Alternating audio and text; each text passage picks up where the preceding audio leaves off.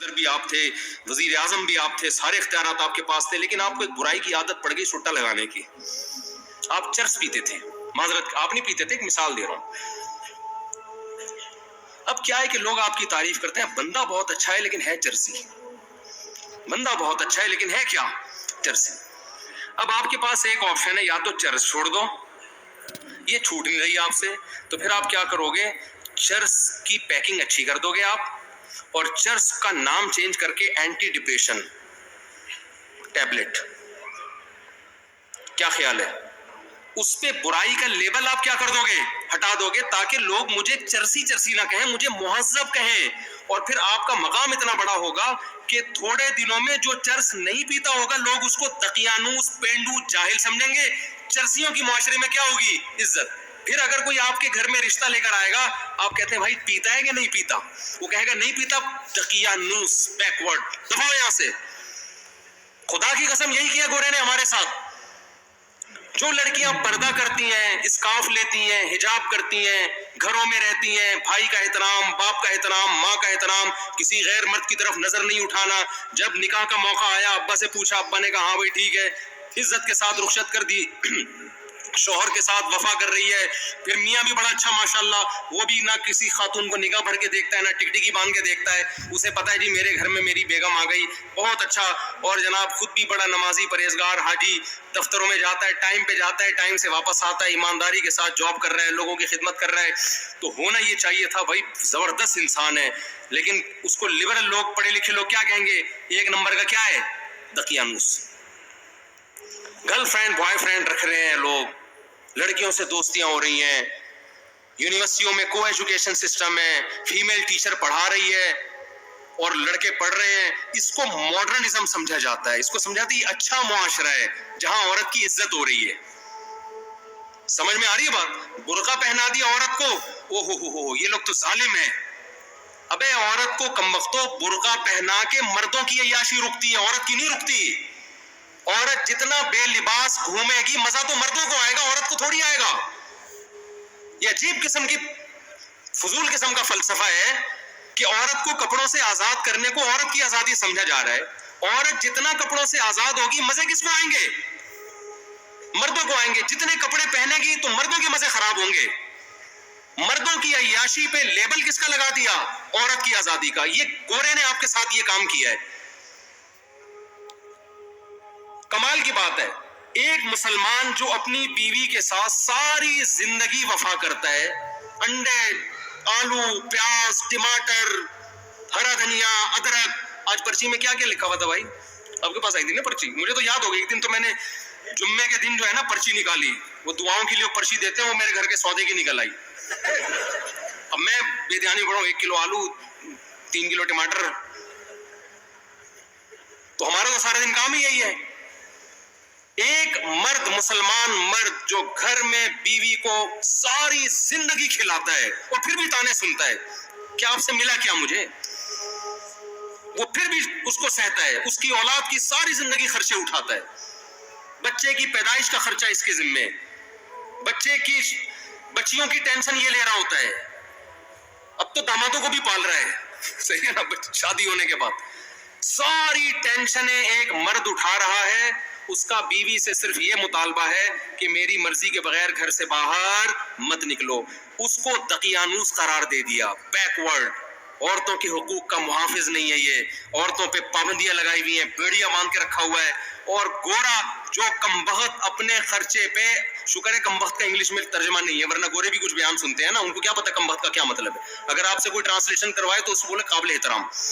ہاں, کیونکہ بعض دفعہ گورے بھی سن رہے ہوتے ہیں, اس رپورٹیں آئی ہیں اس طرح کی. تو گورا کمبخت ساری زندگی عورت سے مزے اڑائے گا. ساری بالغ ہوتا ہی گرل فرینڈ پہ کوئی خرچہ ہوتا ہے؟ کوئی خرچہ نہیں ہوتا ان کے ہاتھ. یہ آپ لوگ کے وہم ہے کہ گرل فرینڈ پہ, ان کے گرل فرینڈ پہ بھی 5 روپے بھی خرچ نہیں کرتے. گرل فرینڈ برگر کھائے گی اپنے پیسوں سے, اور لڑکا برگر کھائے گا. ہمارے ہاں تو گرل فرینڈ میں آدھے ہو جاتے ہیں لوگ. وہ ایک آدمی گیا نا گرل فرینڈ کو لے کر ہوٹل پہ, کہتا ہے اللہ کے نام پہ 2 دودھ پتی دے دے. اسے کہا کمبخت دوسری دودھ پتی کس کے لیے, اور اللہ کے نام پہ کیوں مانگ رہا ہے؟ کہہ رہے یار وہ گرل فرینڈ آئی ہوئی ہے. تو کہا کمبخت تو اتنا غریب ہے تو گرل فرینڈ کیوں رکھی ہوئی ہے تو نے؟ کہہ رہا رکھ کے غریب ہو گیا ہوں, پہلے نہیں تھا. اتنا خرچہ کیا اس کے اوپر. گرل فرینڈ پہ, بیوی پہ تو اس سے بھی زیادہ خرچے ہیں. اس کے تو ماموں جب آئیں گے تو ان کے لیے سموسے لے کر آؤ, اس کے پاپا آئے ہوئے ہیں تو ان کے لیے رول لے کر آؤ, اس کے چاچا آئے ہوئے ہیں تو اس کے لیے جلیبیاں لے کر آؤ, ان کو یہ پسند ہے, ان کو وہ پسند ہے. ایک طویل سلسلہ لامتناہی, نہ ختم ہونے والا سلسلہ. ان کو کیا کہہ دیا گورے نے؟ بیکورڈ. عورتوں کی زنجیریں باندھی ہوئی ہیں, اور گورا ساری زندگی عورت سے عیاشی کرتا ہے, مزے اڑاتا ہے, 1 روپے بھی اس پہ خرچ نہیں کرتا. اور اتفاق سے 50 سال میں جب وہ شادی کر بھی لیتا ہے تو آپ جا کے پوچھیں, ایک چائے کی پیالی اپنے خرچے پہ اپنی بیوی کو نہیں پلاتا وہ. تو اس بدماشی, یہ چرس ہے نا, یہ وہی ہے کہ چرسی تھے. نام کیا رکھ دیا؟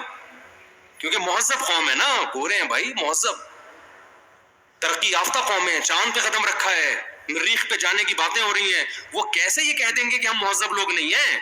وہ کیسے مان لیں؟ تو انہوں نے کیا کیا؟ تہذیب کی ڈیفینیشن کو کیا کر دیا؟ چینج. میں سمجھا پا رہا ہوں کہ نہیں کھوپڑی میں آ رہی بات؟ انہوں نے تہذیب کی ڈیفینیشن کیا, کیونکہ یہ تانا کہ ہم ان کمبختوں کو, ہمارے جیسوں کو ہم کہیں گے مہذب ہیں, ان کے ابا ہوتے ہیں, ان کے بیوی ہوتی ہے, ان کے ماموں ہوتے ہیں, ان کے چاچو ہوتے ہیں, ان کے سالے ہوتے ہیں, یہ مہذب ہیں. نا نا نا نا, مہذب تو ہم ہیں. ابے تم کہاں سے مہذب ہو گئے؟ تم تو شراب پیتے ہو, تم تو زنا کرتے ہو, تم تو عورت سے وفا نہیں کرتے, تم تو ابا کو اولڈ ہاؤس میں جمع کرا دیتے ہو. بڑھاپے میں تو جنت کمانے کا ٹائم ملا تھا تمہیں ان کی خدمت کرتے, تم اس وقت ابا کو اولڈ ہاؤس میں جمع کرا دیتے ہو. وہ کہتے ہیں اس سے کیا ہوتا ہے؟ اولڈ ہاؤس میں ان کی خدمت گورنمنٹ کرتی ہے, زیادہ اچھے طریقے سے پلتے ہیں وہ. اور اگر لڑکی راضی ہے تو ہم نے زنا کر لیا, تو زنا کیا ہے؟ یہ تو آپس کا ریلیشن ہے. انہوں نے تہذیب کی ڈیفینیشن کو کیا کر دیا؟ چینج. مذہب ہمیں اس ڈیفینیشن کو چینج کرنے بولو نہیں دیتا. مذہب کہتا ہے لا تقربوا الزنا.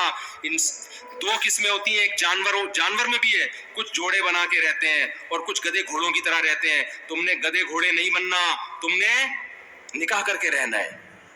تو اللہ نے کیا کہا؟ پیدائش کا مقصد ہے اچھا بننا, اور اچھے کو ڈیفائن بھی اللہ نے خود کر دیا کہ اچھا وہ ہے جس کو میں اچھا کہوں گا. اللہ نے کہا سود مت کھاؤ, مضاربہ, شرکت, اجارہ کے طریقے پر پیسہ کما سکتے ہو, سود کے طریقے پر تمہیں پیسہ کمانے کی اجازت نہیں ہے. اللہ نے کہا کہ یہ تمہارا باپ ہے, اس کے سامنے تم نے اف کیا تو تم اللہ کی نظر میں برے لوگوں میں شامل ہو جاؤ گے. بدنظری کی اجازت نہیں ہے.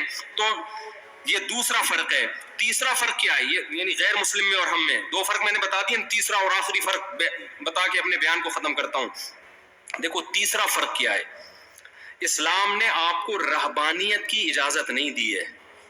آپ کہہ سکتے ہیں نا ہمارا ہدف جب آخرت ہے تو مفتی صاحب پھر ہم ڈاکٹر بننے کو چھوڑ دیتے ہیں, کیا خیال ہے؟ پھر ہم سائنٹسٹ بننے کی کوشش, بولو نا, نہیں, پھر ہم اللہ اللہ کرتے ہیں, بس بیٹھ جاتے ہیں مسجد میں مصلی ڈال کے. یہ نہیں ہے. لا رہبانیت فی الاسلام. نبی صلی اللہ علیہ وسلم کے پاس چند صحابہ آئے, انہیں ایک نے عرض کیا یا رسول اللہ میں ساری رات تہجد پڑھوں گا, کبھی آرام نہیں کروں گا. ایک نے کہا میں زندگی بھر کبھی نکاح نہیں کروں گا. ایک نے کہا میں گوشت نہیں کھاؤں گا. آپ نے کیا اس عمل کو رہبانیت قرار دیا اور فرمایا میں تو نکاح بھی کرتا ہوں, میں تو آرام بھی کرتا ہوں. من رغب عن سنتی فلیس منی, جو میرے طریقے سے ہٹے گا وہ مجھ سے نہیں ہے. لیبل وہ اچھا لگا رہا ہے لیکن اس کو اللہ اچھا نہیں کہتے. آپ کو کوئی کام کرنے سے نہیں روکا. آپ نے جو ہدف بنانا ہے نا, آخرت ہدف ہے. لیبلوکم ایکم